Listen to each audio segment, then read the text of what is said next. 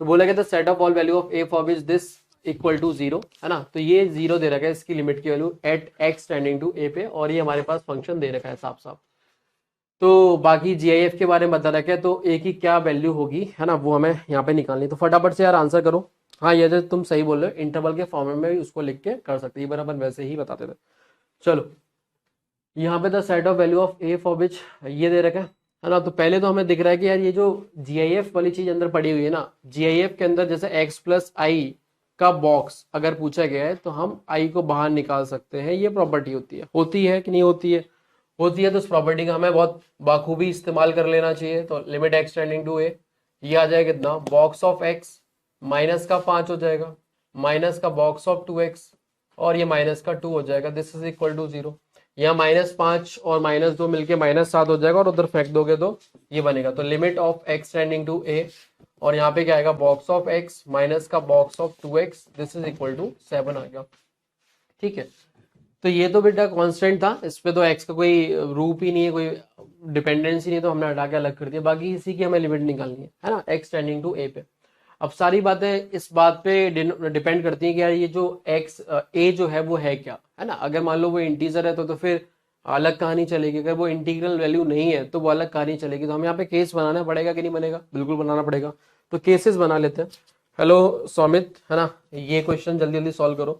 Case 1 मैंने क्या ले लिया, जैसे ए जो मेरा इंटीजर ही है, ठीक है, a is equal to I, I for integer. अगर ए इंटीजर है तो भाई जब तुम लिमिट निकालते हो तो करते क्या हो, एक्सटेंडिंग टू ए डालोगे यहाँ पे, है ना। जैसे ए डालोगे तो box of A minus box of 2a बनेगा। अब ए है ही इंटीजर, है ना, तो यहाँ पे आप देख सकते हो कि भाई कितना बन जाएगा, आई माइनस 2i बोलो या फिर a माइनस 2a बोलो, तो a इज इक्वल टू कितना आ जाएगा, -7 आ जाएगा।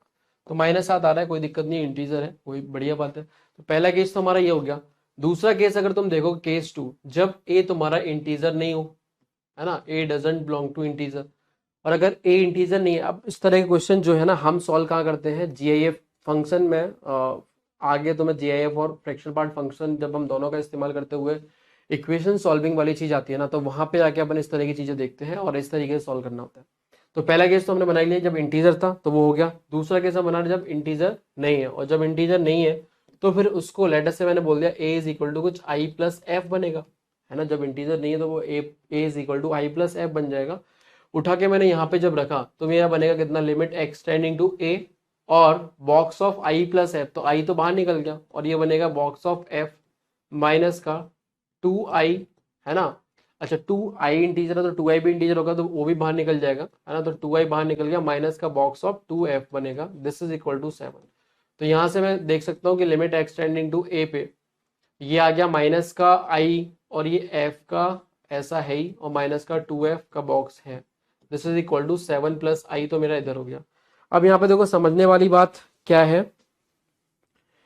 कि देखो, जब तुम्हारा x, अब देखो अब तुम्हारे पास है तो है ही नहीं, है ना, तुमने x a is equal to i plus f रख दिया, तो अभी तुम्हारा जो f एक्सटेंडिंग टू a वाली जो बात हो रही थी, है ना, उसी पे आ जाते वापस से।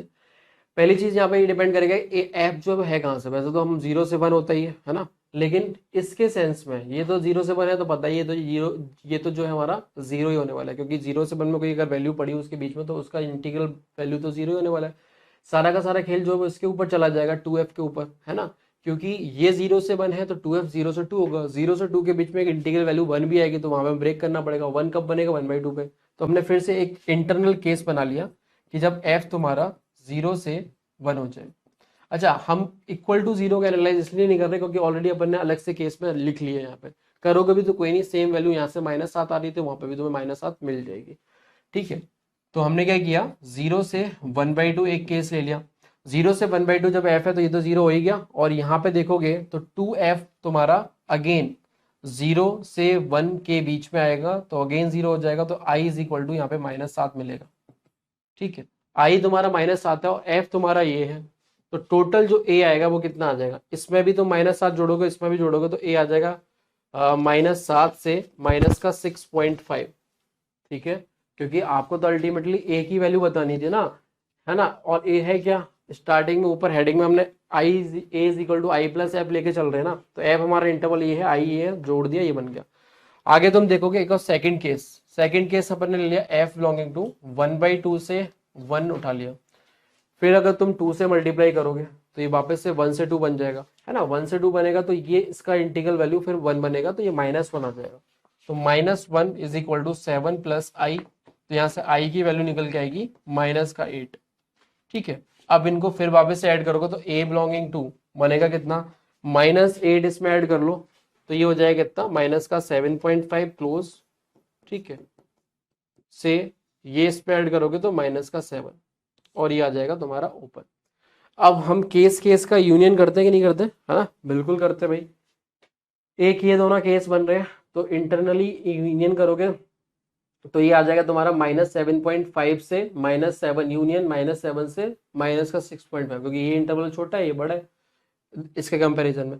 और तीसरा जो हमारा ये वाला केस पड़ा उसमें -7 को भी इंक्लूड किया, तो तीनों का जब आप यूनियन करोगे, इसका इसका सबका यूनियन करोगे, तो फाइनली आपको यहाँ पे मिलेगा ए बिलोंगिंग टू -7.5 से, सबसे छोटी वैल्यू यही है, सबसे बड़ी वैल्यू -6.5 और उधर है ओपन, तो ये आ जाएगा।